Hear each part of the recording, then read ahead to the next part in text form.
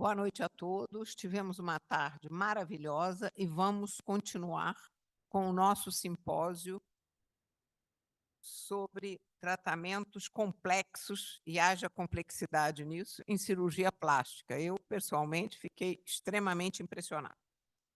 Bom, primeira coisa que eu gostaria de fazer, depois de ter cumprimentado o nosso acadêmico Gilberto Schwartzman, é cumprimentar o acadêmico Carlos Alberto Mandarim de Lacerda, que aniversaria hoje, a quem eu pediria uma salva de palmas.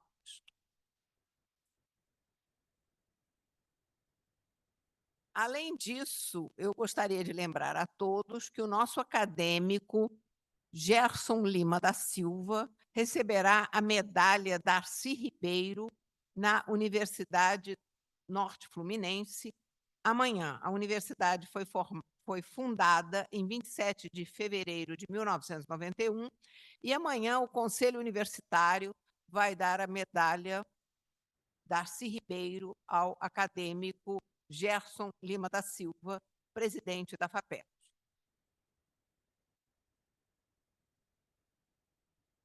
Bom, temos mais novidades. O nosso acadêmico Oswaldo Nascimento vai receber o título de professor emérito na UF no dia 21 de agosto, às 11 horas, e nós somos todos convidados pelo magnífico reitor da UF, professor Antônio Cláudio Lucas da Nóbrega. Então, 21 de agosto, às 11 horas, na UF.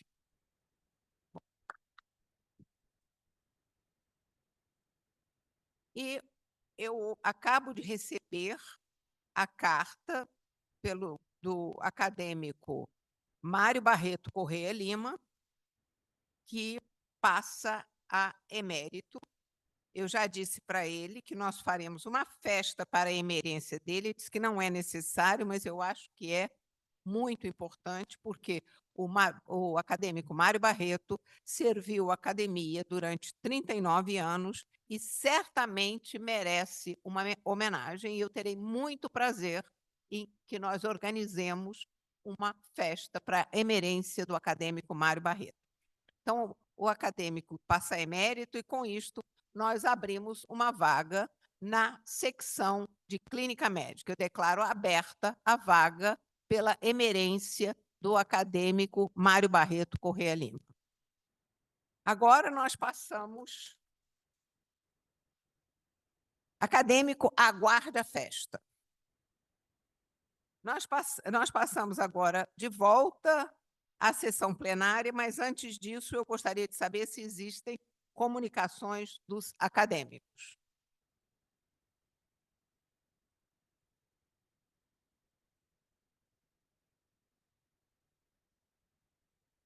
Não.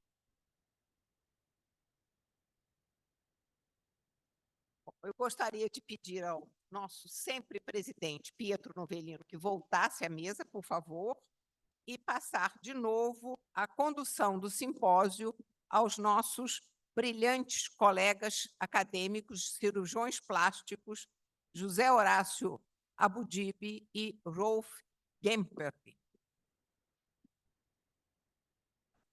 Vamos dar continuidade, então, ao simpósio sobre tratamentos complexos em cirurgia plástica. Eu chamaria o professor Fábio Busnardo, que é um professor associado, livre-docente, chefe de clínica do Hospital das Clínicas da FMUSP, e é o responsável pelo ICESP, Instituto da Plástica do Instituto do Câncer do Estado de São Paulo, que vai abordar reconstruções complexas em membros inferiores.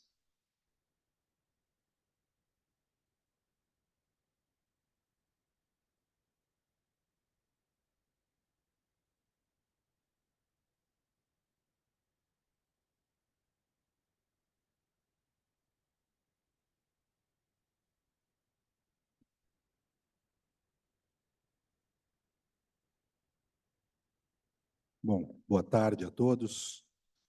É um imenso prazer estar aqui. Gostaria de agradecer ao convite da Academia Nacional de Medicina, em nome da excelentíssima acadêmica Eliette Busquella, presidente, o ex-presidente, excelentíssimo acadêmico Pietro Novellino, e ao convite dos colegas da cirurgia plástica, os acadêmicos Horácio Abutibi, Thalita Franco e Rolf Gempeli. Só relembrando um pouco, o professor Nivaldo falou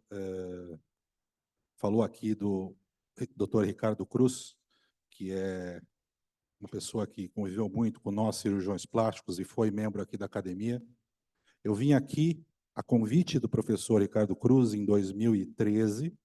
O presidente, à época, era o acadêmico Pietro Novellino.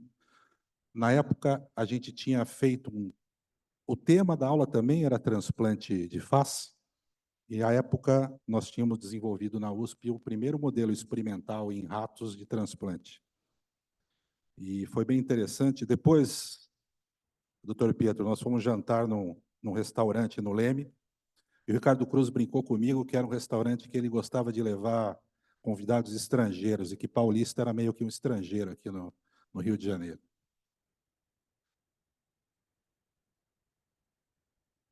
Eu sou livre-docente do Departamento de Cirurgia da Faculdade de Medicina da USP, e esse trabalho é um pouco desenvolvido, especialmente com reconstrução oncológica,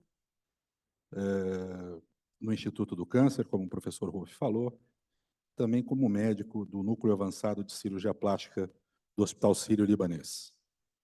Eu acho que sempre vale relembrar um pouco da história da reconstrução dos membros inferiores, que no tema de cirurgia em geral, é um tema que é muito antigo e está relacionado, vem junto com o próprio desenvolvimento da cirurgia relacionada aos ferimentos de guerra. E tem Ambroise Paré, talvez a primeira pessoa que pensou naqueles graves ferimentos de membros inferiores que levavam, em quase 70% das vezes, a amputações na antiguidade, mais de 50% de vezes a morte, o conceito de que deveria ali ser feita uma limpeza, hemostasia e debridamento. Então, isso no século XVI, e o conceito de amputação, que era, na época, o que existia para que o paciente pudesse sobreviver. Era a reconstrução que existia à época. Foram quase 200 anos até que isso fosse sistematizado na literatura por Benjamin Bell e na System of Surgery, sistematizando o que deveria ser feito num ferimento de guerra, os cuidados para a amputação. Alguns fatos interessantes: na Guerra Franco-Prussiana, em 1870, 1871, os médicos, os cirurgiões prussianos, eles tinham já desenvolvido o cuidado do debridamento e da limpeza, os da França não. Então, os feridos franceses se entregavam para serem tratados pelos cirurgiões da Prússia, pensando na sua sobrevivência. A grande mudança chega com o conhecimento de Pasteur e a relação entre a presença dos agentes infecciosos e a infecção das feridas. E Lister, utilizando os conceitos de Pasteur, talvez gere um dos grandes avanços nesse tipo de ferimento, com os seus princípios de antissepsia e de cuidados com a ferida, que até hoje são colocados em prática quando a gente vai preparar um paciente para uma reconstrução. Então, isso foi publicado no Lancet, em uma série de 11 pacientes com fraturas graves, em que nenhum deles faleceu quando esses cuidados de antissepsia foram tomados. As grandes guerras, a primeira, a segunda e a Guerra da Coreia e Vietnã, trouxeram um grande avanço nessa área de reconstrução. É o que a gente considera a era pré-moderna na reconstrução de membro. Por que pré-moderna? Que isso foi até a década de 70 do século passado. Porque vai ter uma grande mudança que a gente vai falar na década de 70, que meio que revoluciona a reconstrução dos membros.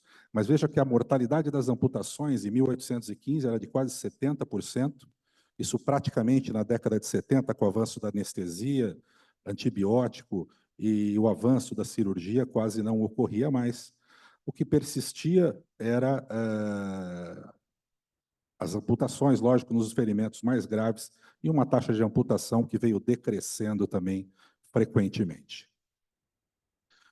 O que traz a era moderna para esse tipo de reconstrução é o conceito da microcirurgia e da possibilidade de transplante de tecido à distância. Então, acho que o Faruq, na aula de cabeça e pescoço, mostrou o grande potencial de você ter uma capacidade de transplantar um bloco de tecido.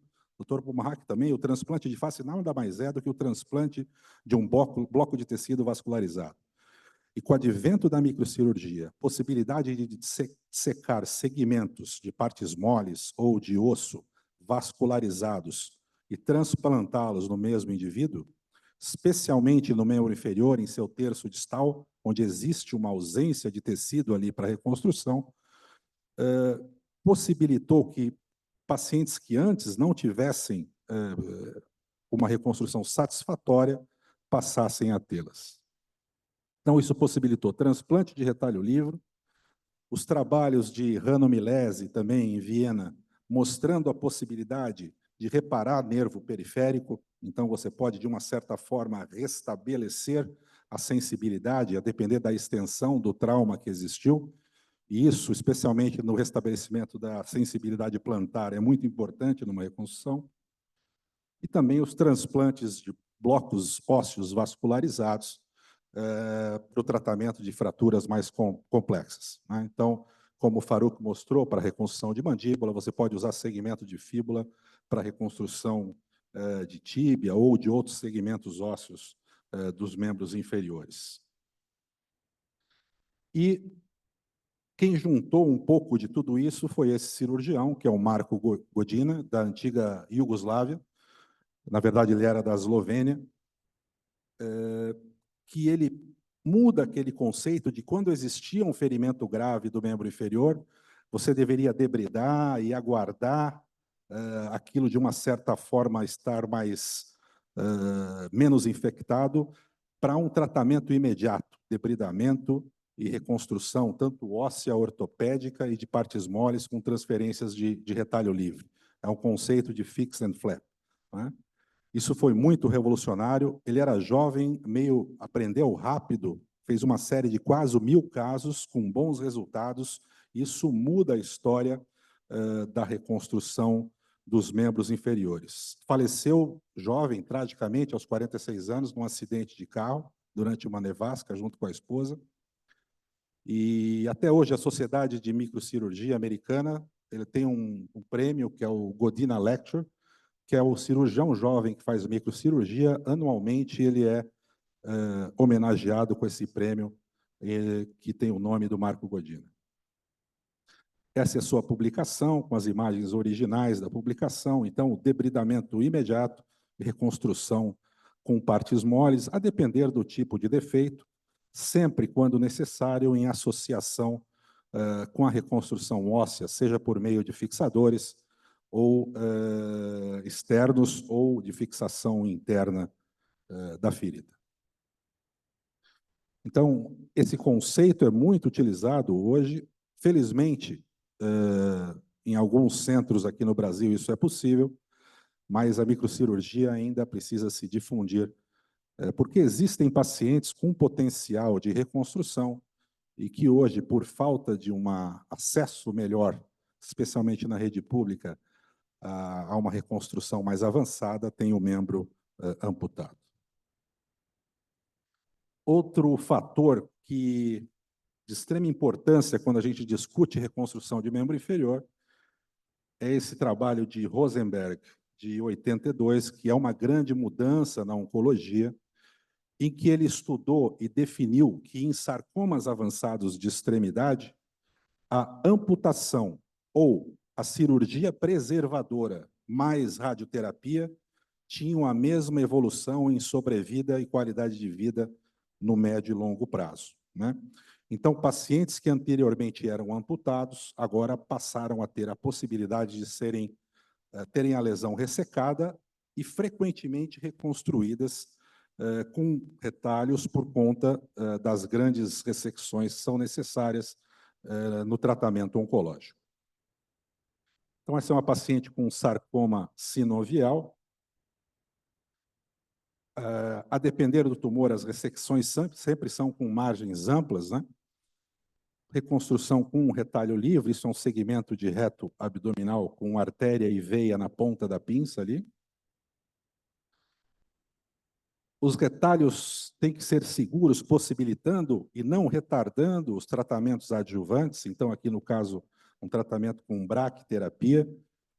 E existe essa pergunta, o retalho livre, ele é mais sensível? Não, ele é mais seguro, porque a anastomose fica num ponto distante, a anastomose está na tibial posterior, e o tratamento pode ser feito sem nenhum problema. E o resultado que tem que ser sempre funcional.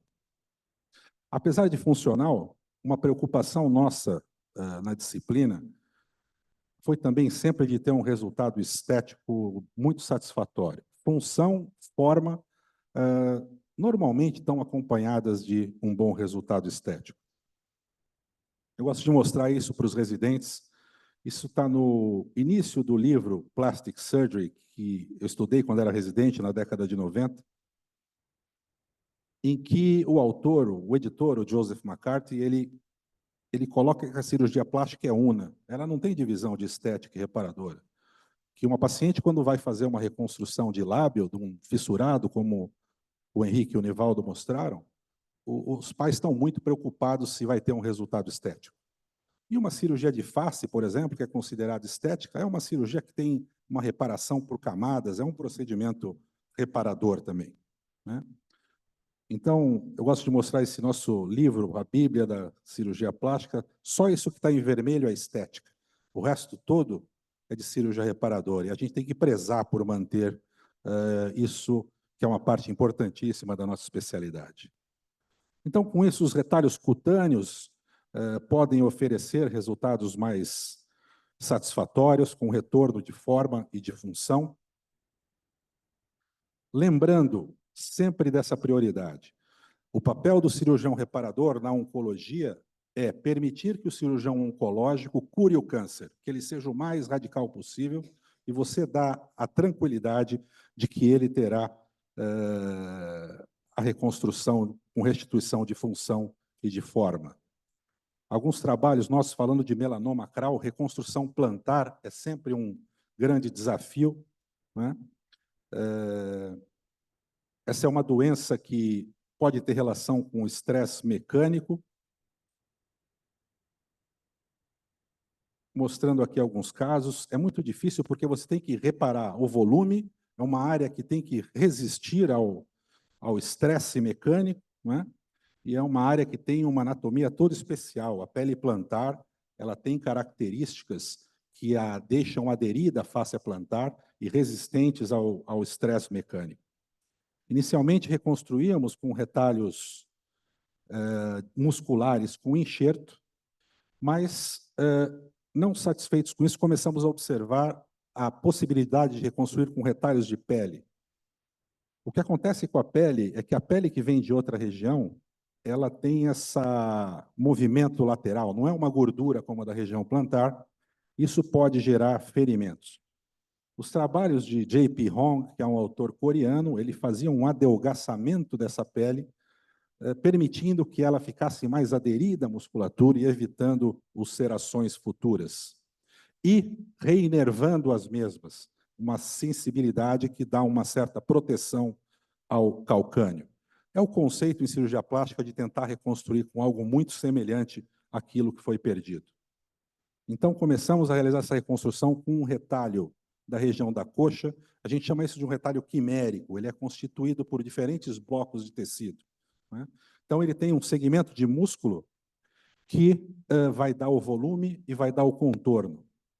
Ele tem a pele que foi adelgaçada, permitindo que ela se ancore à musculatura sem os movimentos laterais.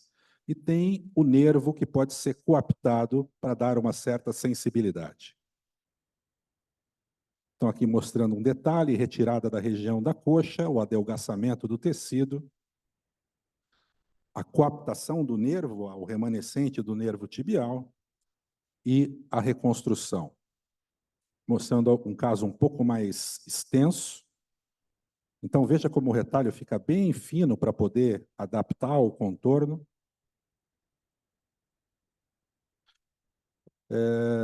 Isso foi tema da tese de doutorado de um dos nossos cirurgiões, o Marcelo Olivan, que mostrou o retorno da sensibilidade. Agora, essa sensibilidade ela é uma sensibilidade de uma forma interessante por conta da densidade de fibra que existe na coxa menor. A coxa tem uma sensibilidade menor, com menos densidade de fibra do que a região plantar. Entretanto, é uma sensibilidade que dá a proteção necessária. E você consegue um resultado. E aquele conceito, quando restabelece forma e função, normalmente a estética vem junto. Então, esse é o algoritmo da publicação. Basicamente, resumindo, a ideia é sempre tentar reconstruir com tecido cutâneo e com sensibilidade. Sempre que possível, restabelecer a sensibilidade através da sutura do nervo periférico. Na região do antepé, a mesma realidade, mas aqui não temos a necessidade de usar o músculo por conta do menor volume de tecido. E lembrando como a medicina muda, quando a gente começou a reconstruir melanoma, há 15, 20 anos atrás, a grande discussão era para que reconstruir um paciente com melanoma que tem um prognóstico reduzido aí de uma sobrevida de 1, 2, 3 anos, né? Isso hoje mudou completamente com a imunoterapia. Quem aqui trabalha na área de oncologia sabe muito disso. Uma doença que teve, mesmo nos estadios avançados, a sobrevida muito impactada através da imunoterapia. Então, vai dar mais trabalho, o cirurgião plástico tem que reconstruir esse pé da melhor forma possível para que esse paciente tenha uma boa qualidade de vida na sua evolução. E qual que é o limite da reconstrução? Então, acho que isso é um pouco importante, e isso é muito interessante, porque o paciente que vem com um ferimento ou vai ser submetido a um tratamento oncológico, ele sempre, se você perguntar, ele vai querer que o seu membro seja reconstruído, né? Existem situações claras em que, por exemplo, todo o membro foi denervado, você tem lesão muscular e óssea muito grande, em que claramente aquele paciente talvez se beneficie da amputação e de reabilitação com prótese. Lembrando que, felizmente, diferente da face do membro superior, a reabilitação com prótese do membro inferior ela é muito eficiente e eficaz, né? Eu vou dar um exemplo de um paciente meu. Esse paciente foi operado há 6 meses atrás, também um sarcoma sinovial, uma ressecção muito ampla. Então, se prestarmos atenção, basicamente, a gente ficou com toda a estrutura óssea do pé exposta, lesão do nervo tibial posterior extensa. E a discussão era amputação ou não, muita dúvida na equipe. Eu fui favorável a reconstruir. O paciente sempre vai no que o cirurgião se acha mais seguro. Então, a reconstrução com esse método de reconstrução com retalho da região da coxa.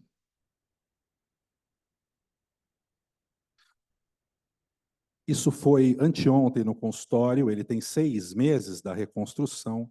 Entretanto, o paciente ainda tem extrema dificuldade para deambular, sente dores no antepé, dores relacionadas à secção do nervo tibial, e eu tenho a impressão de que esse paciente vai ter uma extrema dificuldade de reabilitar e que talvez fosse melhor termos proposto lá atrás a amputação, o que hoje se torna um pouco mais difícil. Então, esses casos borderline, eu acho que o cirurgião tem que ter sempre uma extrema consciência para tentar ver qual seria sempre o que é melhor para o paciente, e nem sempre isso é uma decisão tão fácil, especialmente em casos avançados como esse. Lembrando que a nossa saída, o plano B, no membro inferior, não é tão ruim, né? Então, conversando com um colega ortopedista, que é um colega que é amputado, ele indica, por vezes, amputações para pacientes com artrodese de tornozelo. Nem é doença oncológica, mas ele acredita que aquilo trará uma função melhor para o paciente. Então, acho que esse é o nosso limite. Obrigado.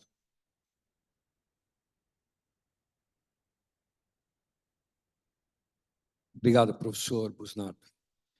O próximo apresentador é o Charles Goldenberg, é livre-docente também de nossa instituição, que vai abordar o tratamento cirúrgico atual das anomalias vasculares. Dovis, está conectado? Sim, boa tarde. Pronto.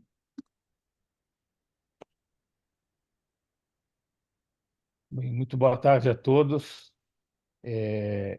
Em primeiro lugar, eu gostaria de agradecer o convite dos eméritos membros da Academia Nacional de Medicina e a oportunidade de, mesmo à distância, de poder participar. Eu tive um compromisso de ordem pessoal que me impossibilitou de estar aí de corpo presente, mas acompanhei aí todas as brilhantes apresentações que me antecederam, o que vai, de certa forma, inclusive, facilitar a minha apresentação, já que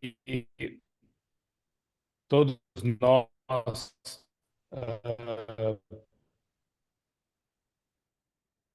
chegamos um pouco próximo de conclusões semelhantes no que diz respeito ao hoje tem que ter um armamentário de cultura superior apenas ao conhecimento das técnicas cirúrgicas.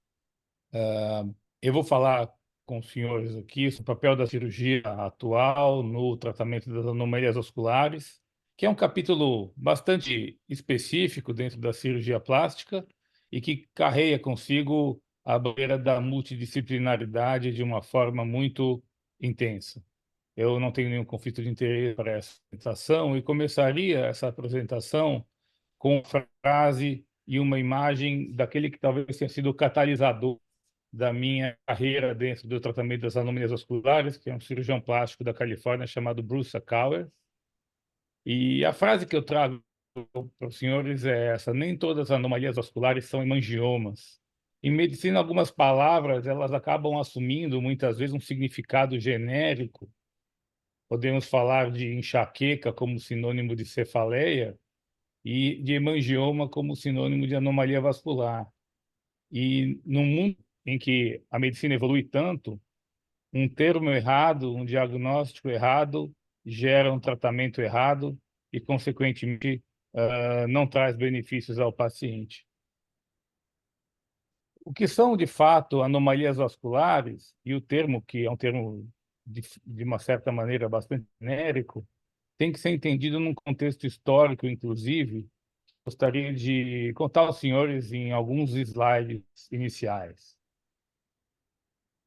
Em 1992 foi fundada oficialmente a Sociedade Internacional para o Estudo das Anomalias Vasculares, que foi a formalização de um grupo de profissionais que, inicialmente, na década de 70, 80 do século passado, estimulados por dois médicos, John Mulliken, cirurgião plástico e cirurgião craniofacial do Children's Hospital de Boston, e Tony Young, um ortopedista que trabalhava juntamente com cirurgião plástico e também na área de cirurgia pediátrica, e que descreveram talvez os primeiros artigos discutindo exatamente a impressão de que haviam doenças diferentes nesse guarda-chuva das anomalias vasculares.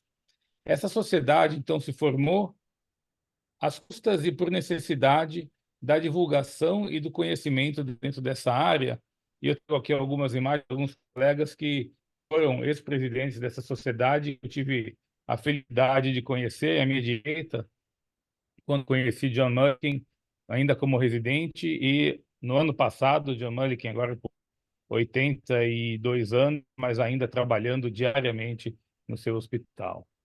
A missão da Sociedade Internacional de Anomalias Vasculares é promover os mais altos padrões de tratamento por meio do livre fluxo de informações entre os seus membros e grupos interessados, envolvendo aí no que se trata também dos grupos de indivíduos não médicos interessados no assunto, por se tratarem dessas anomalias vasculares, muitas vezes de doenças raras, em que as próprias famílias se unem buscando o entendimento e o melhor tratamento para os seus entes. E esse conhecimento gerado inicialmente permitiu que se entendesse as anomalias vasculares de uma forma mais organizada promovendo, então, uma classificação organizada que é continuamente revisada ao longo dos anos, à medida que novos conhecimentos vão sendo adquiridos. Dessa forma, o mundo das anomalias vasculares pode ser dividido em dois grandes grupos, de acordo com as classificações atuais: os tumores vasculares e as malformações vasculares, que eu vou detalhar daqui em diante. A classificação atual, apresentada em 2014, com a última revisão em 2018, divide as anomalias vasculares em dois grandes grupos: os tumores vasculares, neoplasias de origem vascular, então basicamente neoplasias de células endoteliais e outras células componentes dos vasos, aqueles benignos, as lesões malignas e algumas de comportamento borderline. E havia uma distinção muito clara nessa classificação entre os tumores e as malformações vasculares, ou seja, malformações vasculares seriam aquelas alterações da vasculogênese, da formação dos vasos sanguíneos, e anomalias de formação de número, de tamanho ou de forma. E essa classificação, então, dividia as anomalias conforme o tipo vascular: malformações capilares, linfáticas, compostas de veias, de artérias e toda uma série de combinações entre esses diferentes vasos sanguíneos, de maneira que essa classificação era, de certa forma, um tanto quanto estanque. Ela não era dinâmica e ainda assim se questionava alguns comportamentos biológicos de algumas lesões que ora pareciam neoplásicas, ora pareciam malformativas. O entendimento das possíveis mutações genéticas, em sua grande maioria mutações somáticas, trouxe à tona uma ideia de que, mesmo em algumas situações morfogênicas alteradas, pode haver angiogênese e neoangiogênese, portanto, mutações genéticas podem levar à proliferação vascular de estruturas mal formadas por alterações celulares. E isso, então, nos fez repensar de uma forma um pouco diferente essa classificação, de forma que, neste momento, estamos, dentro da sociedade, reformulando toda a classificação das anomalias vasculares para uma classificação mais completa, que eu, obviamente, não entrarei em detalhes, mas que tentam unir também esse conhecimento genético dentro das malformações vasculares. Portanto, o entendimento dessas entidades nosológicas dependem de um entrosamento muito grande entre diversas áreas da medicina. Áreas cirúrgicas, que eu aqui chamo a atenção em diferentes cores, mas outras áreas da medicina, como a genética, a patologia, a radiologia, a pediatria e a oncohematologia, que trabalham juntos no sentido de oferecer o melhor entendimento e tratamento a esses pacientes. No que diz respeito especificamente à cirurgia e, consequentemente, aquilo que hoje se faz em termos cirúrgicos no tratamento das anomalias vasculares, nós podemos traçar aí um paralelo em relação à história da própria cirurgia, desde os cirurgiões barbeiros, das amputações, como comentado agora pelo professor Busnardo, até os diagnósticos mais modernos pelos métodos de imagem e o melhor entendimento da associação multidisciplinar da cirurgia com outras formas de tratamento. Então, a partir do século XX, com o refinamento no diagnóstico por meio das angiografias digitais e da radiologia intervencionista, o entendimento de que a cirurgia isoladamente tem limites ao oferecer uma melhora do tratamento, e o entendimento dos componentes de anomalias genéticas envolvidos e a possibilidade de, ao conhecer essas anomalias genéticas, propor terapias de precisão baseadas em opções neoadjuvantes ou adjuvantes, tem melhorado a abordagem global do paciente. E do lado da cirurgia, tudo que já se disse hoje de cirurgia robótica, materiais instrumentais e tecnologia embarcada, que traz para a cirurgia maior segurança e maior eficiência. Entender a genética, o mecanismo molecular da doença, associar terapias farmacológicas e implementações técnicas da cirurgia, faz do cirurgião aqui um elemento de tratamento importante mas não único, na abordagem de qualquer tipo de doença cirúrgica. Então, é preciso, de uma certa forma, repensar como que se utiliza na atualidade a abordagem cirúrgica, visto que há e sempre há necessidade de utilizar a cirurgia em algum momento na maioria dos pacientes portadores de anomalias vasculares. Como dito anteriormente pelo professor Nivaldo, pelo professor Busnardo, pelos nossos colegas que nos brindaram aí com a sua vinda de Nova York e Yale, cirurgia com planejamento virtual, a neuronavegação, a cirurgia robótica e uma série de implementações tornam a cirurgia das anomalias vasculares, que muitas vezes são de alta complexidade, mais seguras e mais efetivas. Se, por um lado, nós trabalhamos dentro da medicina com tudo aquilo que pode ser oriundo da medicina baseada em evidências, é preciso entender que, para situações de maior raridade, a base individual da experiência ainda é a melhor evidência científica na indicação de cirurgias em casos complexos. E a multidisciplinaridade, de uma certa forma, compensa essa individualização dos casos. Nesse sentido, eu passo agora a exemplificar a abordagem da cirurgia nas diversas anomalias vasculares, nos iniciando pelos hemangiomas infantis, uma vez que são eles as anomalias vasculares mais comuns. O hemangioma infantil é o tumor vascular mais comum da infância e a lesão benigna mais comum da infância, com uma incidência aproximada de 5% de nascidos vivos. Hemangiomas infantis ocorrem 60% das vezes na região cérvico-facial, motivo pelo qual boa parte dos cirurgiões que cuidam de anomalias vasculares também trabalham dentro da área da cirurgia craniomaxilofacial. Os hemangiomas infantis têm uma evolução biológica muito peculiar, uma vez que eles surgem no período pós-natal, têm um crescimento rápido, chamada fase proliferativa, atingem um platô para depois evoluírem espontaneamente em maior ou menor grau.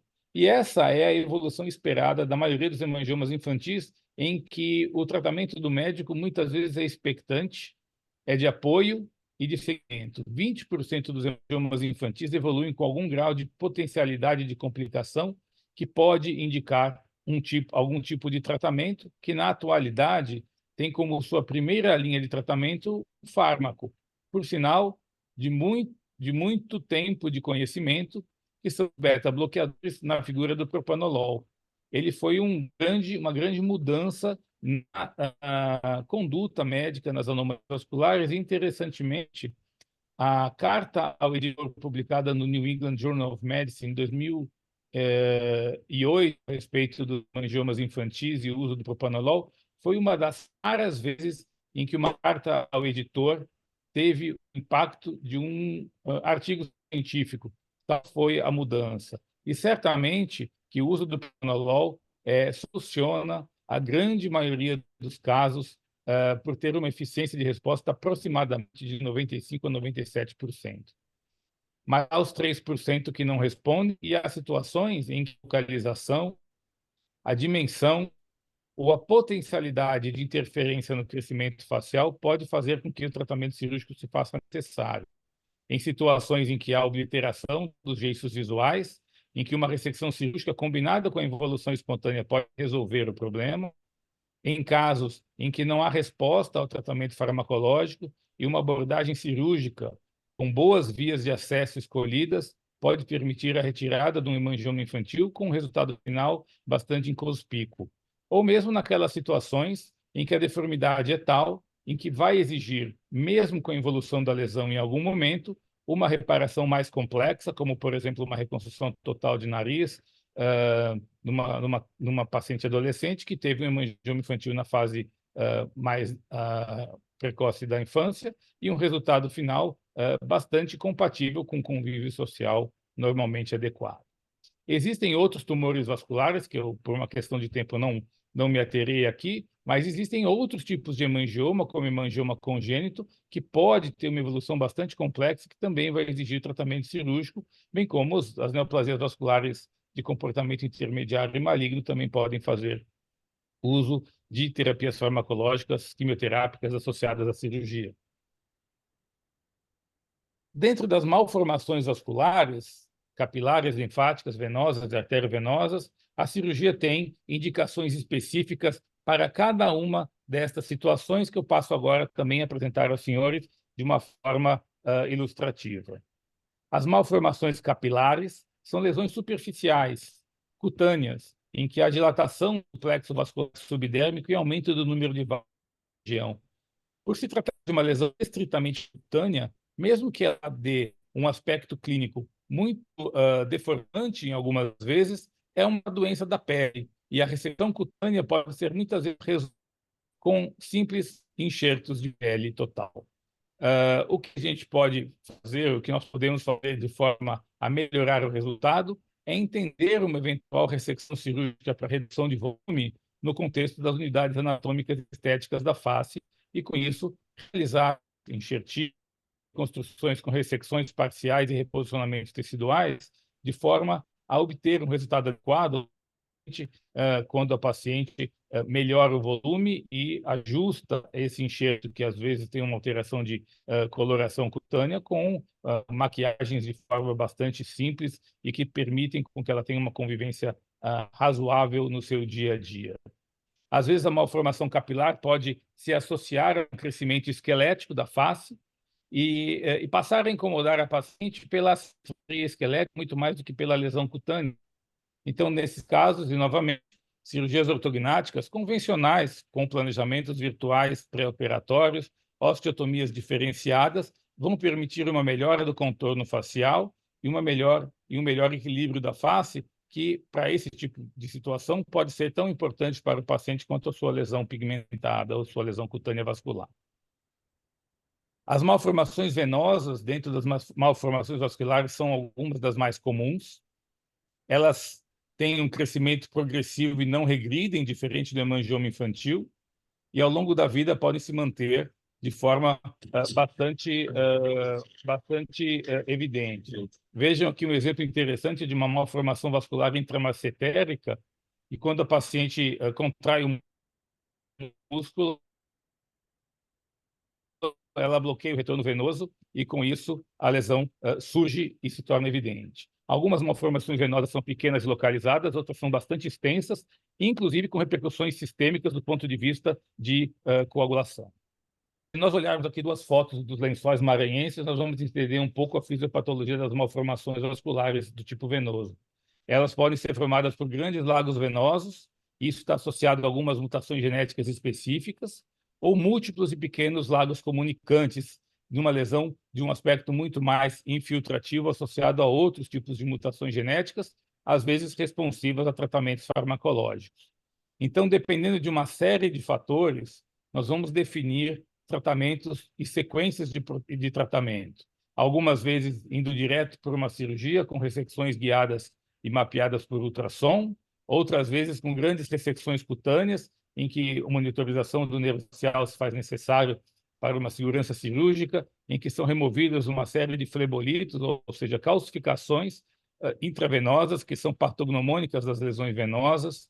Outras vezes nós podemos surpreender uma lesão ainda dentro, intraútero, ainda antes do nascimento, que vai ser tratada no momento pós-natal e que pode confundir muito com o hemangioma infantil, se um entendimento da lesão não é feito e se um exame anatomológico adequado não é realizado.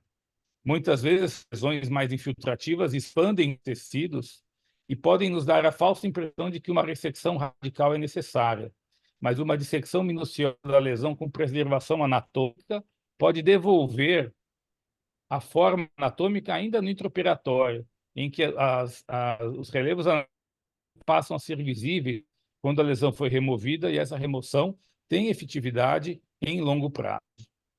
Algumas vezes as lesões são assustadoras, mas são pediculadas, e uma ressecção localizada e praticamente livre de riscos de sangramento pode levar a uma condição anatômica funcional bastante adequada, às vezes associadas a ressecções e escleroterapia por intermédio do radiologista intervencionista, muitas vezes no mesmo ato cirúrgico da ressecção e da reconstrução labial. E algumas vezes as lesões podem ser muito deformantes e muito graves, como nessa pequena criança, que teve a oportunidade de operar em conjunto com um colega espanhol e um colega mexicano agora há alguns meses, e que, por coincidência, recebi hoje uma foto dela de hoje, já numa fase mais avançada de recuperação. Essa criança teve algumas intercorrências pós-operatórias graves em função de instabilidades hemodinâmicas pelo sangramento, mas hoje está, felizmente, bem e funcionalmente bastante reabilitado. Alguns casos são icônicos, por exemplo, dessa paciente que morava no interior do Amazonas, com uma grande malformação venosa a priori ressecável, e que, pelo conhecimento genético da possibilidade de mutações específicas, se beneficiou do uso de alguns inibidores de proliferação vascular, como sirolimus, que permitiu uma redução volumétrica a ponto de garantir uma ressecção cirúrgica segura, e não apenas uma ressecção cirúrgica, como uma reconstrução completa da parede torácica, incluindo aí a reconstrução da mama do lado acometido. À medida que a medicina vai se desenvolvendo, alguns tratamentos, como, por exemplo, para as malformações linfáticas, vão perdendo espaço para opções menos. Então, nas malformações linfáticas, lesões maiores como essa, com grandes ressecções cirúrgicas, hoje têm sido substituídas por ressecções menores, muitas vezes para moldagem esquelética da alteração óssea associada, cirurgias ortognáticas para adequação de assimetrias e, mais frequentemente, nos dias de hoje, os tratamentos intralesionais com agentes esclerosantes como a bleomicina, de alta eficácia em casos, e na maioria dos casos. E, por fim, talvez os maiores desafios para o cirurgião que milita na área das anomalias vasculares, que é o tratamento das malformações arteriovenosas, lesões que muitas vezes levam a comprometimento funcional, grandes problemas de sangramento e muitas vezes se tornam irressecáveis por sua evolução agressiva, quase similares a uma neoplasia maligna. Por essa razão, que a ressecção da lesão tem que levar em conta um racional quase oncológico para que a ressecção seja suficiente para curar a doença, mas que, ao mesmo tempo, nós tenhamos uma possibilidade de reconstrução adequada. Nesse sentido, talvez um dos parâmetros mais importantes seja entender o tipo de lesão de alto fluxo entre dois grandes grupos. Um grupo de lesões bem definidas, em que a ressecção é possível de forma segura, em que você consegue remover a lesão, identificando os vasos nutridores de uma forma bastante clara e, com isso, fazer uma ressecção curativa da lesão. E situações em que a lesão é mais difusa, em que, às vezes, a ressecção não é tão factível e, para que ela seja factível, há necessidade de uma radicalidade na ressecção, aí sim com o uso de tecnologias que garantam a preservação funcional do paciente, mesmo que às custas de cicatrizes posicionadas em áreas visíveis.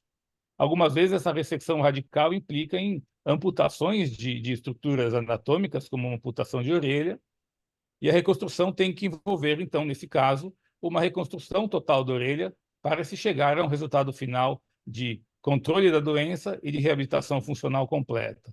Às vezes é mais uma questão de um jogo geométrico, quando essas lesões expandem os tecidos não afetados e permitem, muitas vezes, uma ressecção completa com fechamento primário, como nós vemos em alguns destes exemplos. E naquelas situações mais desafiadoras e complexas, em que cada caso realmente é um caso, e que nós temos que pensar aí em reconstruções complexas, algumas vezes a ressecção é mais complexa e gera um defeito que pode ser tratado de uma forma mais simples, como o fechamento primário seguido de uma expansão tecidual e avanço de retalhos. Algumas vezes a ressecção é mais complexa, a reconstrução é muito simples, porque a lesão é passível de ressecção completa, mesmo que muito grande. Algumas vezes, nos casos, você precisa reconstruir funcionalmente, por exemplo, um membro, numa ressecção em que incluiu a amputação do polegar e uma policização, caso realizado em conjunto com o colega Dr. Hugo Nakamoto.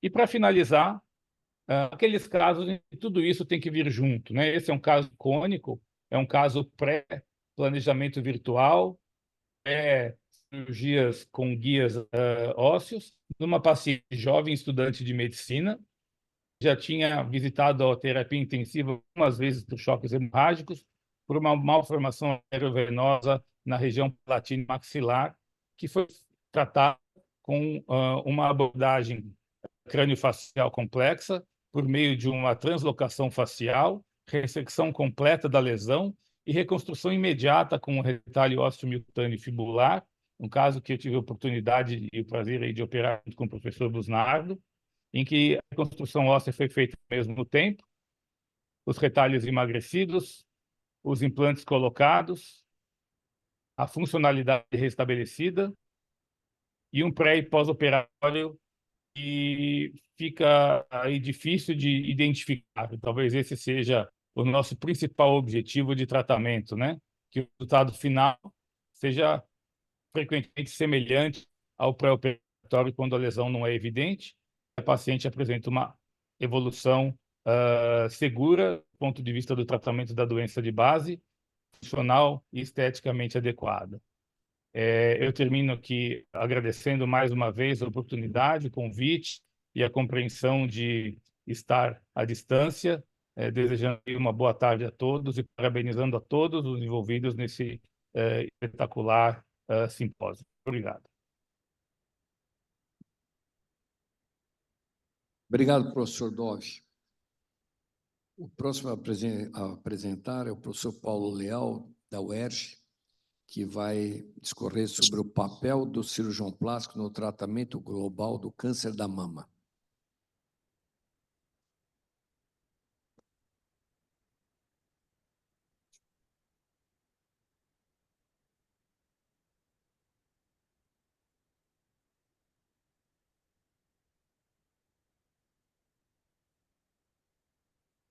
Boa noite. Antes de mais nada, agradecer a amizade, antes de tudo, dos colegas cirurgiões plásticos, queridos acadêmicos, a professora, presidente da academia, que eu a conheço já há algum tempo, e a todos vocês, muito obrigado.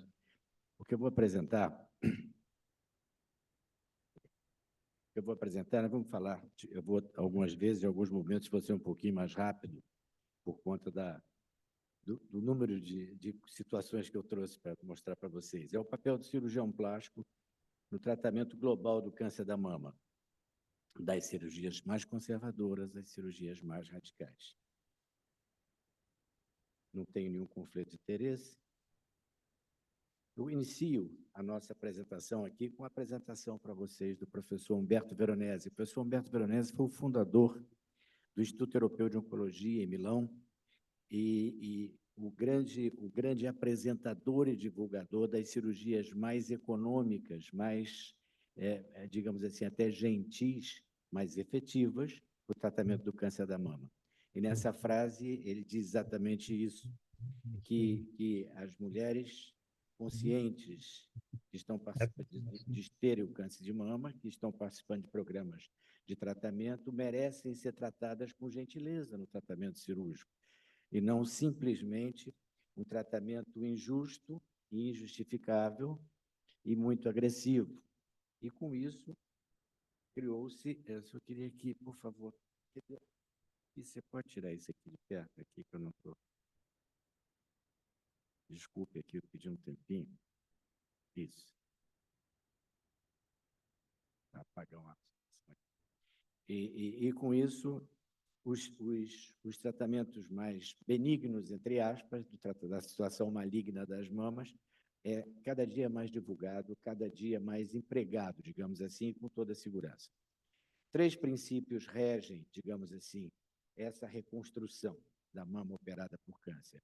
O footprint, que é a impressão da mama na parede torácica, o cone mamário, o envelope cutâneo. Isso foi apregoado por um cirurgião da Bélgica, da Universidade de Ghent, o Dr. Philippe Blondil, grande amigo nosso, que já veio... Não estou conseguindo passar.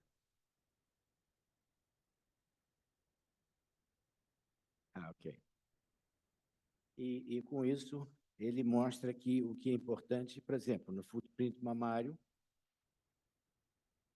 o cone mamário e o envelope cutâneo. A qualidade da pele em si. E aqui eu mostro que a gente vai discorrer sobre a cirurgia conservadora, passando pelas reconstruções autólogas e as reconstruções aloplásticas com prótese, com implante mamário. O tratamento conservador prega principalmente a otimização do controle oncológico local com um resultado cosmético adequado, preservando a harmonia e a simetria das duas mamas. Os candidatos ao tratamento conservador, mais a biópsia do linfonodo sentinela, que acompanha sempre esse tratamento conservador, primeiro, a vontade do paciente. Existem pacientes que não se sentem confortáveis com as ressecções menores, embora elas sejam seguras. Os tumores de menos de 5 centímetros, tipo T2, e a real possibilidade de uma determinada mama, o cirurgião poder retirar a lesão com a margem de segurança segura, com a margem de segurança adequada. Isso inclui os tumores da fase inicial, inclusive o carcinoma in situ, e, mais importante, é necessário que essa paciente possa ter acesso à radioterapia. O professor Veronese, comparando e defendendo sempre os tratamentos mais conservadores, comparando com a cirurgia clássica de Halsted, que a maioria dos que estão aqui viveu e conhece, que são cirurgias extremamente radicais, e muitos trabalhos foram publicados, inclusive o último de Fischer, em 2002, entre os principais, comparando a cirurgia mais radical e a menos radical, e que, na grande maioria dos casos, se equivaleriam em termos de segurança. O importante é que as margens de ressecção estejam livres para que a gente possa confeccionar a mama realmente de aspecto compatível com o desejo feminino. Contraindicações para o tratamento conservador, absoluta e relativa. Entre o tratamento, entre as contraindicações absolutas, a impossibilidade do paciente de realizar a radioterapia, que é obrigatória nesse tratamento, como complemento, a relação desfavorável, tamanho da mama e tamanho do tumor, multicentricidade, e aí falar novamente das margens, depois da ressecção, sendo insuficientes. E as contraindicações relativas, então a gravidez, as suspeitas de microcalcificação pela imagem, pelos exames de imagem, pelas mamografias, pacientes de estágio 3 para cima, e os tumores subareolares. Tumores subareolares poderão ser, não tem contraindicação direta para tratamento conservador, porque pode-se fazer a centralectomia com excisão da areola. E aí vocês veem um exemplo de uma cirurgia conservadora, eu vou mostrar muitos outros. Vocês veem o exemplo de uma simetria absoluta, a paciente foi tratada, mantivemos o volume, a forma, a projeção, a simetria entre as mamas e a qualidade de vida e a saúde global da paciente. As recorrências ocorrem principalmente nos componentes intradutais extensos e na multicentricidade. Vamos investir, então, nos tratamentos oncológicos para quê? Oncológicos com contemporização estética, digamos assim. Eles vão reduzir as taxas de mastectomias, eles vão reduzir as taxas de reincisões e melhorar a qualidade cosmética dessas mamas. Comparando as táticas e as técnicas oncoplásticas com as técnicas SSM, quer dizer, esse é o Skin Sparing Mastectomy, Nipple Sparing Mastectomy, nas reconstruções imediatas. Contorno, margens negativas, minimizando as operações, enfim, algumas regras de cada uma, típica de cada um desses procedimentos, mas no final deles, com a participação de um cirurgião plástico, todos terão um potencial de finalização muito boa, muito positiva. Melvin Silverstein, o cirurgião plástico dos Estados Unidos, defendendo assim também as cirurgias de menor monta para os cânceres de mama, menores dor, menor estadia hospitalar, menores despesas, A não inclusão de prótese, se for possível, você se livra de um corpo estranho, são mais funcionais, sem áreas doadoras, e as mamas permanecem com sua sensibilidade e uma imagem fisicamente agradável. A primeira traço, digamos assim, seria o aproveitamento da própria glândula remanescente. Esse é um caso que nós fizemos já há bastante tempo. Vejam vocês aqui uma incisão absolutamente adequada, outra incisão no linfonodo sentinela. E, nesse caso, não precisa transposição de tecido, não precisa transplante, não precisa nada, e está resolvido o problema. Essa paciente vai ser irradiada e está resolvido o problema.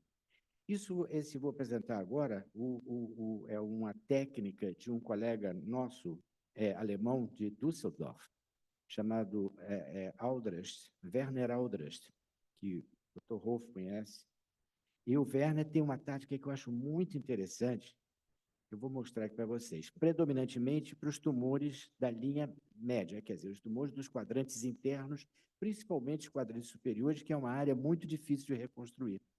A cicatriz é um pouquinho grande, mas vejam o resultado aqui embaixo, absolutamente compatível com o padrão de qualidade.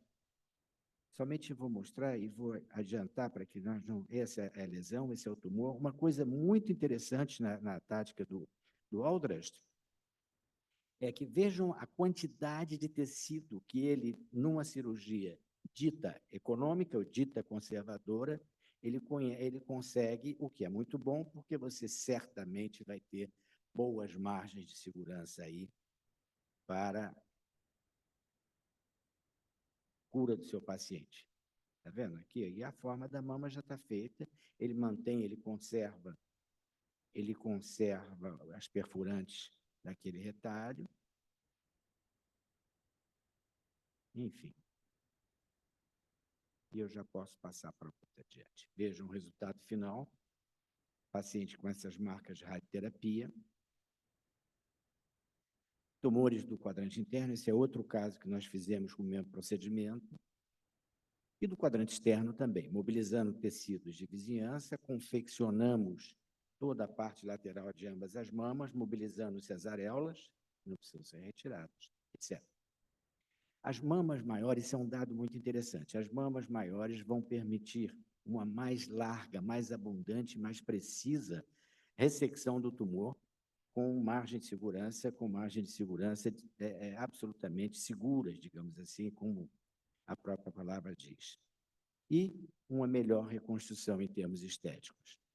A evolução da cirurgia plástica, das técnicas de cirurgia plástica aplicadas para o tratamento conservador do câncer mamário estão permitindo um resultado cada dia melhor e mais atrativo, digamos assim, para o médico e para os pacientes.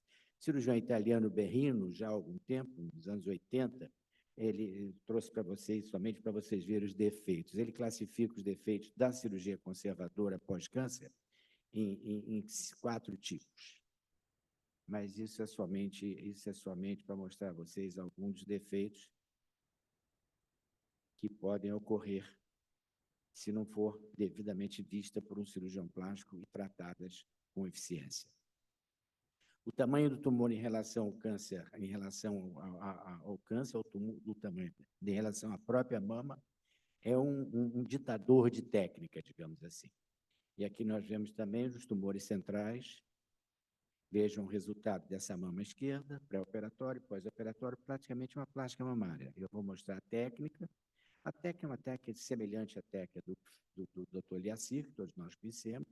Esse retalho é um retalho que é usado muito frequentemente em cirurgia estética, é um retalho de tecido glandular, e digamos assim que eu chamo isso de uma prótese, uma bioprótese, e que é adequadamente posicionado para que se complete a forma da mama. E vocês vão ver aqui adiante, o outro lado, a simetrização. Vejam lá à esquerda, a mama completamente feita, como se fosse uma plástica mamária e um tratamento pleno e adequado do tumor. A utilização da via periareolar para fazer a mastectomia, a retirada dos tumores, pode ser utilizada. Essa técnica do retalho dermogorduroso, dermoglandular, foi aplicada nessa paciente, vejam aqui os sinais da radioterapia na mama direita, e ela evoluiu muito bem. Esse outro caso, um caso que nós fizemos lá no Instituto de Câncer, eu vou também avançando aqui, a marcação, o tumor é do lado esquerdo, como vocês viram. Vejam lá, é um tumor que a mama se presta para esse tipo de ressecção, obviamente com toda a segurança, faz uma marcação como se fosse uma marcação que os americanos chamam de WISE, e nós atribuímos essa marcação ao querido Yves Pitangui, muito similar. Vamos lá, ela levanta os braços. E olha a quantidade de tecido que nós tiramos. E agora fazemos a nossa tratamento cosmético dessa mama, simetrização, e vejam que a mama está numa posição absolutamente adequada, como se fosse uma plástica, obviamente perdeu o tecido areolar, porque tratava-se de uma centralectomia. Vejam lá, dimensões par e passo com a outra, e mesmo nesses casos dessa aberração do lado esquerdo, essa senhora tinha um câncer de mama à esquerda, em que nós conseguimos, através de uma cirurgia com desenhos, entalhes como esse anterior, da mastopexia, e um resultado tanto oncologicamente quanto esteticamente bastante favorável. Vamos ver alguns casos aqui, eu vou passar. Por exemplo, esse defeito era um defeito de quadrante lateral superior, usamos o mesmo retalho e à direita é o resultado. Esse é o resultado tardio dessa paciente. Outro caso, também semelhante, vejam que funciona como se fosse uma plástica mamária, realmente. Mas, algumas vezes, essa ressecção do tumor, ela determina algum grau de retração, algum grau, como nesse caso, e utilizamos o retalho do reto abdominal, o retalho TRAN, do abdômen para corrigir o defeito. Adiante, esse é um caso parecido, vejo à esquerda, a mama direita, a ressecção plena desse tumor, e que foi toda refeita com auxílio do retalho transverso do abdômen inferior. Esse foi um retalho utilizado no retalho do glêndulo dorsal. Nesse caso aqui, nós fizemos, um tumor também de quadrantes internos, um tumor de quadrantes internos da mama esquerda, e foi feito um transplante com o que a gente chamou de... Teve uma moda isso aí, em microcirurgia, um retalho supercharged, apoiado num ramo da tórax, da subescapular, lá na frente.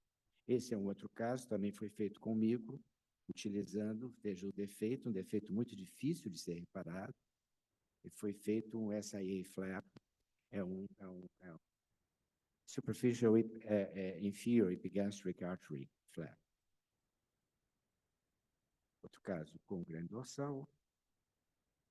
Esse com o ramo da tórax dorsal, um ramo perfurante da tórax dorsal, que determina uma cicatriz resultante de doação bastante favorável e é extremamente eficiente. Nós usamos com alguma frequência. Esse foi um caso, paciente implantada, paciente tinha prótese de mama, e que o mastologista que descobriu esse tumor na mama esquerda resolveu simplesmente fazer a ressecção tumoral e deixou a prótese. Aconteceu que, momentos depois, não muito tempo, ela recidivou. E com a recidiva, outro mastologista que nos chamou para participar do evento, fez uma ressecção além do Halsted, uma ressecção extremamente. Nós fizemos um Keystone Flap, baseado na LICAP, Lateral Intercostal Artery Perforator. E avançamos, e que 6 meses depois, porque ela irradiou, vejam que tem sinais de radioterapia, ela irradiou, e depois nós fizemos um retalho do glêndulo dorsal para reforçar, digamos assim, a qualidade estética dela. Um caso semelhante, que foi reparado com um retalho também de TRAN. Outro caso, esse caso aqui era um caso foi feita uma centralectomia também, e foi avançado um pequeno split do latíssimo, foi avançado, ela recidivou, depois nós fizemos um avançamento conjugado lateral e que resultou esse é um LICAP, esse avançamento que nós fizemos. Então, vejam que os resultados são, na verdade, muito próximos de qualidade estética bastante atraente, digamos assim. Nesse caso, só precisou de utilizarmos um enxerto de gordura. E o enxerto de gordura, cada dia mais, é empregado na nossa prática, nas reconstruções. Isso foi uma surpreendente. Uma cliente queria disfarçar, Rolf, a cicatriz do grande dorsal, o que ela fez. A cicatriz de uma doação de grande dorsal. E aí vamos entrar agora na fase da nipple sparing mastectomy. Poupando, obviamente. Por quê? Então, aí tem uma frase do Scott Spear, que é interessante, que publicou isso no Class. Isso aqui é muito interessante, que ele diz que uma das mais frequentes razões da alta mortalidade, taxa de alta mortalidade do câncer de mama, é o medo da paciente da mutilação, e com isso ela foge, ela não aparece. E aí, essa valorização da técnica, como é que ela é procedida, a técnica, ela esvazia completamente a mama, os pacientes fogem com isso da radioterapia. As contraindicações é que a paciente que já irradiou previamente, por exemplo, sequelas de uma recidiva, digamos assim, de um tratamento conservador em manto, por exemplo, com radioterapia em manto, não deve se fazer sob o risco de operar com tecido mal vascularizado, se fazer uma skin sparing ou uma outra cirurgia tipo nipple sparing. Pacientes fumantes pesados. Eu vou pedir mais um pouquinho, já que eu sou o último, eu tenho esse direito. Somente para... Vamos adiante. Esse é o aspecto da nipple sparing, somente para mostrar para vocês o grande peitoral.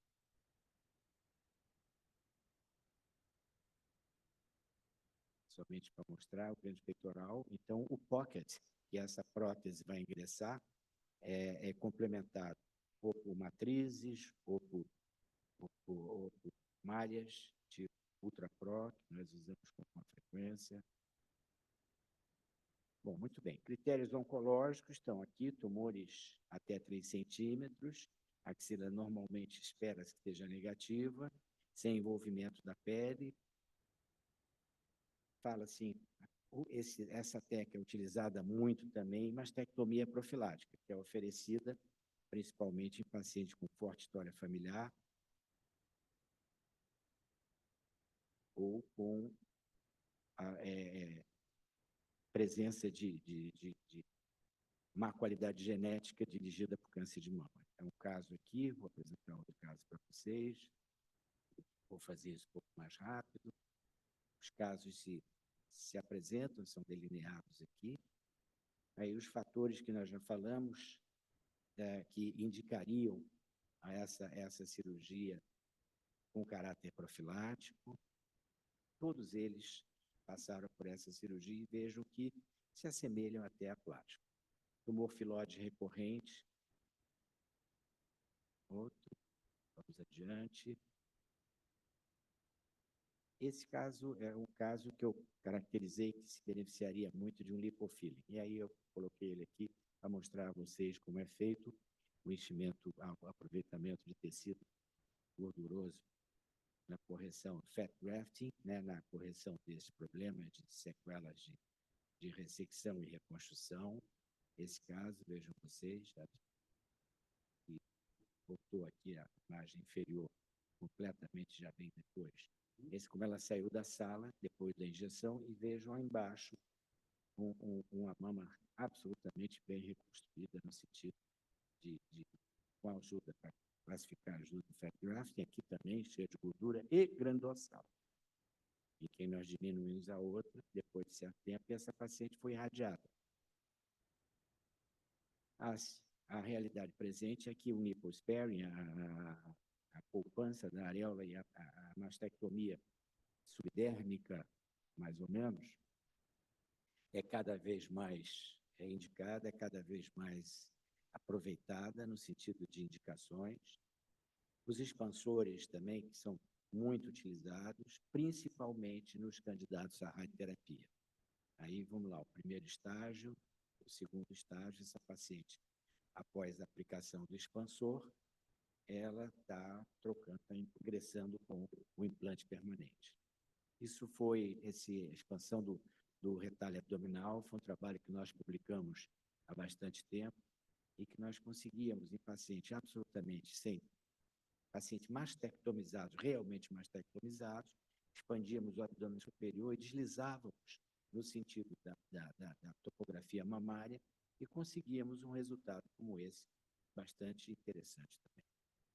Vamos adiante. Outro caso de resultados com expansor, ainda expansor, uso de expansor, pré e pós-operatório. Vejam que os casos são realmente, quando bem empregados, muito favoráveis. Falar um pouquinho do latíssimos aqui, do grande dorsal, pedículo, grande dorsal. O grande dorsal é utilizado em nossa prática com a frequência de outros cirurgiões muito grande, mastectomia radical. Só para mostrar a vocês a utilização de um Doppler, desenho do retalho, a dissecção que faz. Eu, 100% dos casos, eu faço a desinserção da inserção humeral do grande dorsal e a colocação do implante. Adiante. Quase acabando aqui. Até a ptose você consegue, se o caso é bem conduzido e operado corretamente. Vejam vocês. E a ptose dá um grau de naturalidade a essa mão. Não parece que é mastectomizado. Vejam aqui, do outro lado. Então, falar um pouquinho sobre os enxertos de gordura. Esse caso foi, gostei muito, e vocês somente eu trouxe esse caso para mostrar que a mastectomia trouxe um benefício cosmético à paciente, o caso original é o do meio, e vejam que, associada à reconstrução, ao enxerto de gordura, a qualidade da mama que ela pôde, assim, obter. Mais adiante, nas cirurgias mais... as cirurgias com transposição de retalhos, predominantemente o retalho da parede abdominal, o TRAN. Vejam a reconstrução plena, aí não tem prótese, não tem nada, somente reconstrução. Nesse caso, mostrando ainda que esse retalho para simetria pode ser, inclusive, aspirado, para ficar mais parecido com a outra mama, e a outra mama ganhar uma adição de adipócitos, né? Para que fique mais semelhante possível após o TRAN. Agora, os casos de TRAN, vejam que tem alguns casos aqui, bastante dramáticos, mas que resultaram em mamas bastante simétricas, bastante atraentes. Essa última, da segunda fila à direita, me parece um caso assim, absolutamente interessante. Pós-radioterapia, o último caso lá embaixo, pós-radioterapia, que deixou uma sequela bem grande. E aí eu vou trazer um caso plenamente reconstruído, retalho abdominal. Outro caso, esse caso que eu já mostrei. A importância da simetria na fase da reconstrução das areolas. Enfim, e a take-home message, nós somos um time. Quem quer tratar de câncer de mama tem que tratar como uma equipe que fazem parte oncologistas, radioterapeutas, nutricionistas, oncologistas, cirurgiões oncologistas, enfim, um grande time a favor. Aí está a descrição da psicóloga, inclusive, fisioterapeuta, é isso aqui, e nós fazemos parte desse time no sentido de dar a melhor qualidade de tratamento. Com isso, a melhora da sobrevida global e a sobrevida livre de doença mais adequada. E a qualidade de vida, antes de mais nada. Vejam que as mastectomias mais antigas propiciavam a essas pacientes. Isso tudo com desfecho oncológico positivo que dá alegria a essa paciente. E com toda essa história, criou-se o que chamamos de mama híbrida, porque trabalhamos com prótese, trabalhamos com malhas, trabalhamos com ADM, com meshes matrizes acelulares, Então, a nossa paciente realmente com enxerto de gordura, microcirurgia, nossa paciente tem aqui as telas que usamos normalmente, somente esse caso aqui para mostrar para vocês o resultado. Veja o resultado de utilização mastectomia com cobertura completa com tela de ADM, com matrizes acelulares, que são bastante na moda entre nós, pré-operatório e 6 meses depois. Vejam que a qualidade é absoluta. Aqui o que, repetição do que nós dissemos, bioengenharia das mamas, é mais ou menos isso. É isso que nós buscamos, além da imagem da satisfação sexual, imagem corporal, satisfação da paciente. Então, o cirurgião plástico, Zé Horácio, ele faz um tratamento biopsicossocial, no caso dessas, tá? Preditores de complicação, isso nós podemos sair sempre fora disso, evitando isso aqui. E outra coisa é a mensagem que eu gostaria, uma boa reconstrução completa com uma boa mastectomia. Quase sempre existem alguns casos que a gente não consegue uma boa reconstrução em razão disso. Muito obrigado. Desculpa essa passagem de tempo aí, pela atenção de vocês.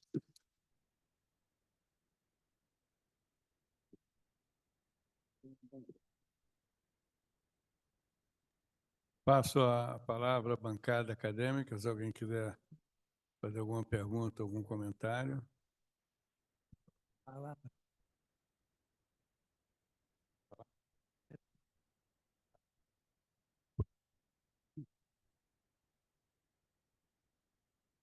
Professor, pode fazer a pergunta. Senhora presidente, professor Eliette Busquelar, os organizadores, todos deste maravilhoso simpósio, vou aqui anunciar, mesmo que não estejam aqui, Thalita Franco, Cardoso de Castro, José Horácio Aboí e Raul Gemperli. Né? Perdão, Rolf, que é muito mais bonito que Raul Gemperli. Né? Senhores acadêmicos, senhores senhoras e senhores convidados, eu queria fazer duas considerações. Em primeiro lugar, se a punção com agulha fina para exame citopatológico tem ainda indicação. Eu pergunto isso sem qualquer ato de contar vantagem pessoal, mas há muitos anos, quando nós éramos responsáveis por um setor de mama do Hospital Universitário da Freguina, né? Nós fizemos um trabalho com o saudoso acadêmico José Maria Barcelos, né? E esse trabalho foi premiado aqui na Academia Nacional de Medicina. E foi considerado um dos primeiros a utilizar a punção com agulha fina para o diagnóstico citopatológico. Em segundo lugar, eu queria saber, me perdoe que eu não vi nenhuma referência, né? Qual é a conduta no tocante aos linfonodos axilares? Porque, evidentemente, nunca se sabe, ou mesmo no pré-operatório, não é fácil essa abordagem dos gânglios axilares. Eu quero saber, para o meu conhecimento, qual é a conduta atual, né? E resumindo, e se a punção com agulha fina para o exame citopatológico tem algum valor hoje em dia ou o valor que tinha antes. Muito obrigado, professor Jean-Pierre. Por favor, Busnardo, podia responder a primeira e o Paulo Roberto a segunda questão? Bom,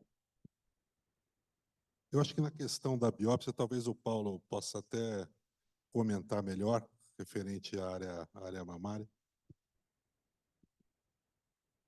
A biópsia por agulha fina, a core biopsy, que hoje é feita com instrumento mecânico, ela é fundamental. Uma vez identificado o tumor, no exame de imagem, que muitas das vezes é casualmente identificado. Melhorou? Ficou muito grosseiro, não? Obrigado. Dá para ouvir agora. Então, a core biopsy ainda funciona e digamos assim, é o passo inicial de um bom tratamento dos tumores de mama, né? E a outra foi em relação ao linfonodo axilar. A outra deixa para o Busnardo. Inverte.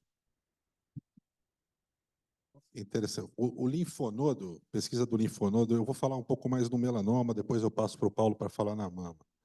Mas no melanoma, a pesquisa do linfonodo é interessante, que a gente falou um pouco de imunoterapia, e isso transformou o objetivo da pesquisa do linfonodo sentinela. Porque até alguns anos atrás, o paciente que tinha um linfonodo, um melanoma mais espesso, a espessura é o Breslow, né, que vem no anátomo patológico. Breslow é o patologista que fez a correlação entre a espessura do melanoma e a sua evolução oncológica.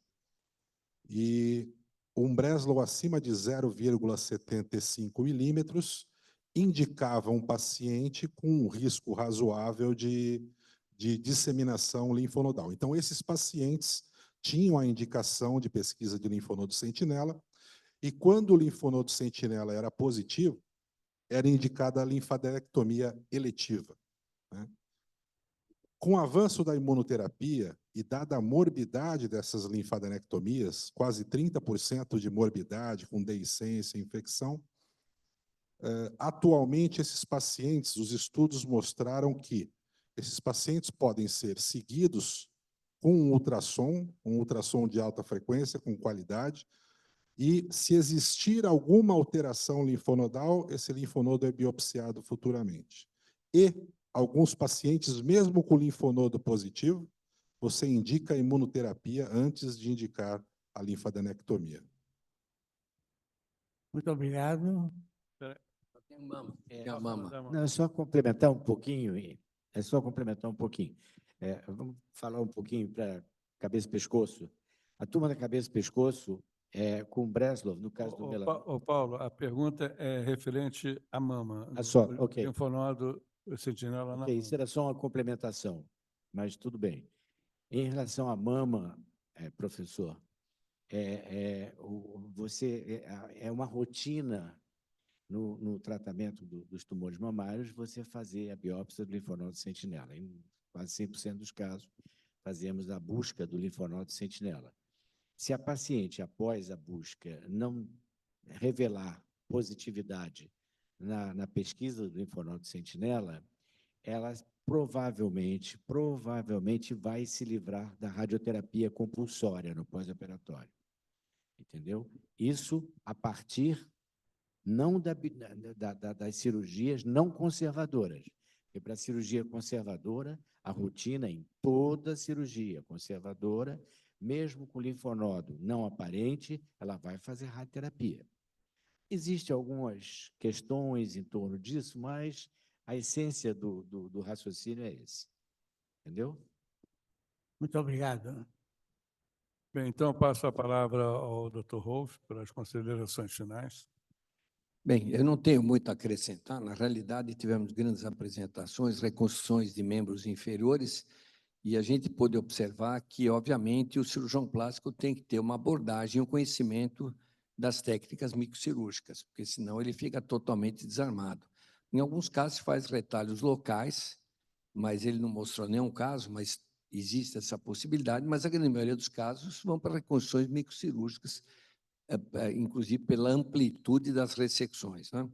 As anomalias vasculares descritas pelo professor Dove, como os senhores viram, a abordagem ela mudou completamente. E hoje a gente aborda as anomalias vasculares junto com a genética, porque muitas vezes tem um tratamento acoplado. Isso vai mudar bastante nos próximos anos, o tratamento dessas anomalias. Hoje existe uma classificação feita por Mulligan, como já foi apresentado, muito clara. Agora, todo mundo falava, o sujeito tem hemangioma. Não, ele não tem hemangioma, ele tem anomalias vasculares. Até hoje, dentro mesmo da área médica, entre os pediatras e os clínicos gerais, existe uma confusão muito grande em relação a fazer o diagnóstico e examinar, e cada diagnóstico preciso ter uma indicação precisa. O Paulo abordou os cânceres de mama. Na realidade, hoje, vamos dizer assim, você tem dois tipos de pacientes. Os pacientes, vamos dizer, de clínica privada, mais diferenciados, que fazem o rastreamento dos tumores mamários através do ultrassom e da mamografia, o diagnóstico é muito mais precoce. Então, nesses pacientes, se eles forem pacientes jovens hoje, e aí a gente investiga BRCA1, BRCA2, se há necessidade ou não, indica-se a adenectomia e a reconstrução de implantes mamários com resultados fantásticos, já foram demonstrados. O grande problema são os pacientes que adentram as instituições públicas com o tumor já mais avançado. Aí, então, é uma confusão tremenda, porque existem tratamentos muito mais radicais e as reconstruções, como foram apresentadas, das mais variadas formas. Também tem, vamos dizer, dentro desse arsenal terapêutico, a utilização de retalhos microcirúrgicos, o que, na realidade, são casos muito mais extremos, que, inclusive, fazem ressecções do gradeado costal, enfim, são casos muito mais complicados. Então, você tem, desde casos mais simples até casos mais complexos. A discussão hoje, no câncer de mama, na realidade, ou vamos fazer tratamento mais conservador, que ele diagnosticou como skin sparing mastectomy, que você preserva o arcabouço cutâneo e você resseca toda a mama, não é? Ou você faz ressecções, e aí você não precisa fazer radioterapia, na grande maioria dos casos, ou você faz ressecções com reconstruções as mais diversas apresentadas, e que há necessidade de radioterapia e quimioterapia complementar. Então, isso hoje está muito claro.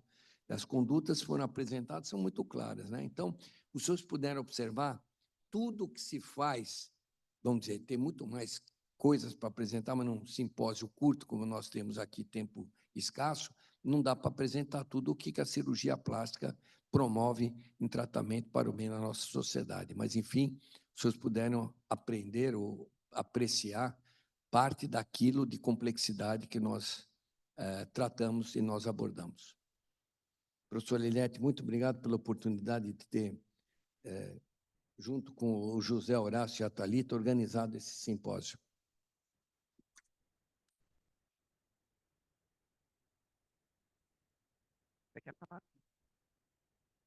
Bom, então, foi uma tarde magnífica. Eu acho que a academia agradece o simpósio. Eu fiquei, honestamente, um pouco horrorizada, mas acho que aprendi bastante. Declaro encerrada a sessão e, no momento, eu irei para dar uma passada na Livraria da Travessa para cumprimentar mais uma vez o nosso acadêmico Gilberto Schwartzman. Boa noite a todos.